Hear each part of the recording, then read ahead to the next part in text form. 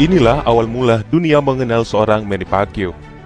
Jauh sebelum menyandang julukan The Big Man, petinju Filipina yang lahir pada 17 Desember 1978 itu sebelumnya mungkin hanya sebatas petinju biasa saja. 15 November 2003 adalah hari yang sangat bersejarah baginya. Let's get ready to rumble!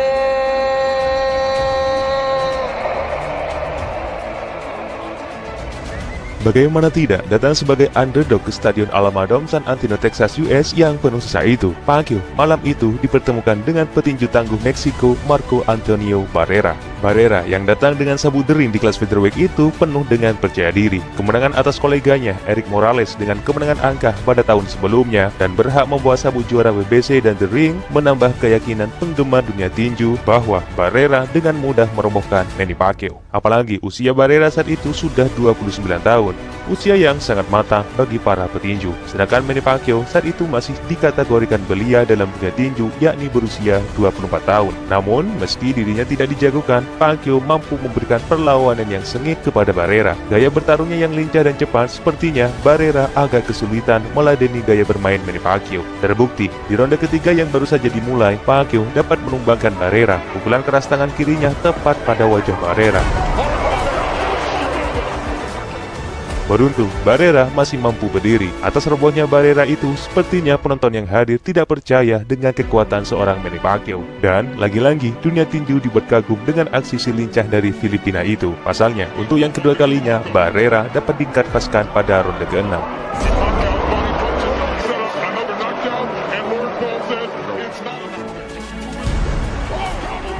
Dan benar saja, pada ronde ke-11, pelatih Barrera memilih menghentikan laga. Atas kemenangan Pacquiao, kini namanya patut diperhitungkan di dunia tinju. Kejutan yang luar biasa malam itu menjadi momen terindah baginya. Tidak hanya Pacquiao, tapi warga Asia juga merasakannya, terlebih warga Filipina. Congratulations, Manny. Did you feel coming into this fight that you could dominate the great Barrera? No, I know. I always put it in my mind. 2 tahun setelah kemenangan yang istimewa atas petinju Meksiko Antonio Barrera sebelumnya, Pacquiao pada tahun 2005 kini kembali menantang petinju Meksiko lagi, yakni Erik Morales. Champion of the world, Manny. Namun sayang, setelah 12 ronde mereka lalui, kali ini Pacquiao harus rela kehilangan sabuk deringnya. Kekalahan itu menambah catatan buruk Pacquiao untuk yang ketiga kalinya.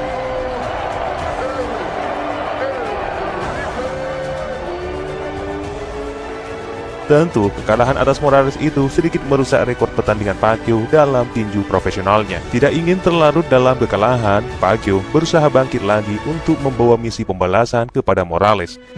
Hingga waktunya telah tiba. 21 Januari 2006, duel rematch keduanya kini terselenggara. Let's get ready to rumble!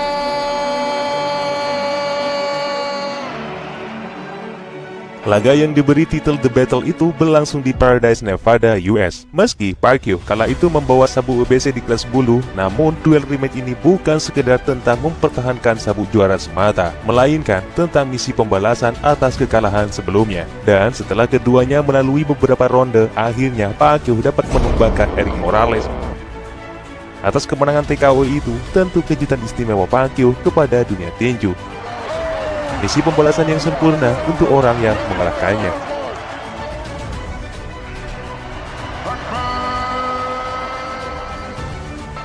Kejutan ketiga Manny Pacquiao di dunia tinju yakni laga ke-57-nya. Saat itu, ia menantang petinju California Antonio Margarito dalam merebutkan sabuk juara WBC di kelas super ringan yang kosong. Perbedaan tinggi dan berat badan yang sangat signifikan tentu menjadi daya tarik utama untuk menonton laga ini. Pacquiao datang dengan berat badan 17 pound lebih ringan dan 14 cm lebih kecil dari Margarito. Bahkan, laga ini disebut sebagai keajaiban dunia ke-8 karena perbedaan postur yang sangat mencolok. Penonton kala itu serasa menonton pertarungan antara David versus Goliath. Dalam duel itu, terlihat bagaimana Pacquiao memanfaatkan kelincahannya. Sepanjang laga, Pacquiao mendominasi pertandingan. Bahkan, wajah Margarito sampai lebam di bawah matanya. Meski tidak sampai meng-KO-nya, namun Pacquiao memenangkan laga dengan keputusan mutlak.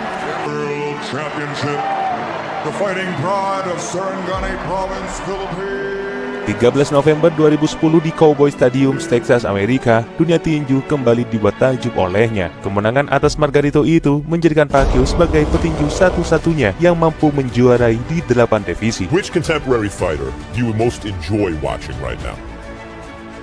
Out of the big time fighters now? Yeah. Pacquiao looks sensational as that fighter. Laga keempat yang mengejutkan dunia tinju yakni saat melawan pemegang sabu IBO dan The Ring Magazine di kelas ringan yakni Ricky Hatton.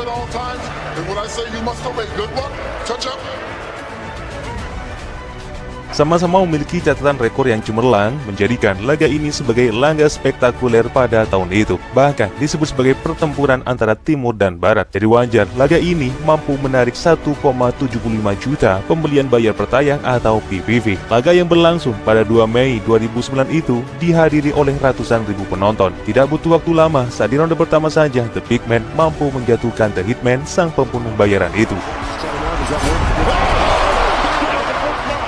Pukulan hook kanannya tepat pada rahang Ricky. Ricky yang mampu berdiri lagi dimanfaatkan betul oleh Pacquiao. 10 detik sebelum ronde 1 selesai, Ricky dibuat oleng untuk yang kedua kalinya.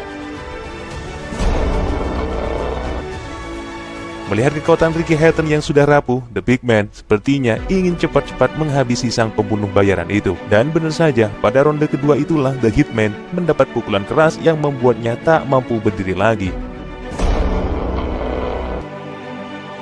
Kemenangan KO di ronde kedua itulah sehingga diberi titel Knockout of the Year oleh majalah The Ring. Kemenangan itu juga membuat Pacquiao menjadi salah satu dari 2 petinju yang mampu menangkan gelar dunia dalam 6 divisi kelas berbeda, yang sebelumnya juga diraih oleh Oscar De La Hoya. Tidak hanya itu, bahkan kemenangan Pacquiao atas Ricky Hatton di tahun 2009 itu membuat pemerintah Filipina memberikan hari libur khusus untuk merayakan kemenangannya.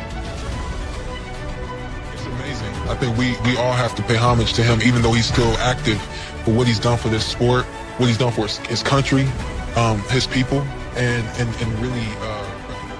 Laga terakhir yang sangat mengejutkan dunia tinju yakni saat melawan Oscar De La Hoya. Meski laga tanpa mempertaruhkan sabu juara, penggemar tinju sangat antusias menanti duel ini.